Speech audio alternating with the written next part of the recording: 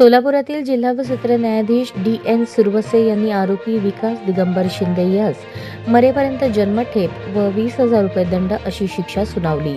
यात हकीकत अशी, जून-जुलै 2019 दरम्यान आरोपी हा 13 वर्षांच्या पीडितेस त्याच्या घरात बोलावून खाऊसाठी पैसे देतो असे म्हणून पीडितेच्या अज्ञानपणाचा गैरफायदा घेऊन तिच्यावर वेळोवेळी शारीरिक व लैंगिक अत्याचार करत होता.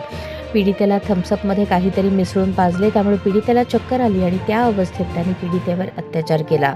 कोणाला काही सांगितलं तर जीवे ठार मारण्याची धमकी दिली. त्यातूनच पीडिता गर्भवती राहिली. ही बाब पीडितेच्या आईच्या लक्षात आल्यानंतर तिने पीडितेला त्याबाबत विचारणा केली असता पीडितेने आरोपीने तिच्यासोबत खाऊचे आमिष दाखवून आणि काहीतरी प्यायला देऊन शारीरिक लैंगिक अत्याचार केल्याचे सांगितले.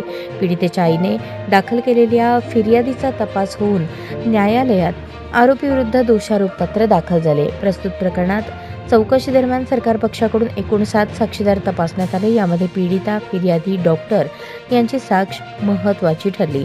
प्रस्तुत प्रकरणामध्ये DNA रिपोर्ट आणि पीडितेचे वय 13 वर्षे इतके लहान असताना आरोपीने तिच्यासोबत काहीतरी गुंगीकारक पेय देऊन अत्याचार केले असा सरकार पक्षाचा युक्तिवाद ग्राह्य धरून न्यायालयाने आरोपीस भारतीय दंडविधानच्या कलम 376(3) प्रमाणे आजन्म कारावासाची आणि 20,000 रुपये दंडाची शिक्षा सुनावली आहे.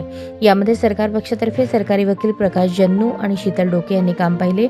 आरोपीतर्फे ॲडव्होकेट MD सोलनकर तर तपासी अंमलदार SP ताकवाले, कोर्ट पैरवी कोकणे, LPC काळे यांनी काम पाहिले.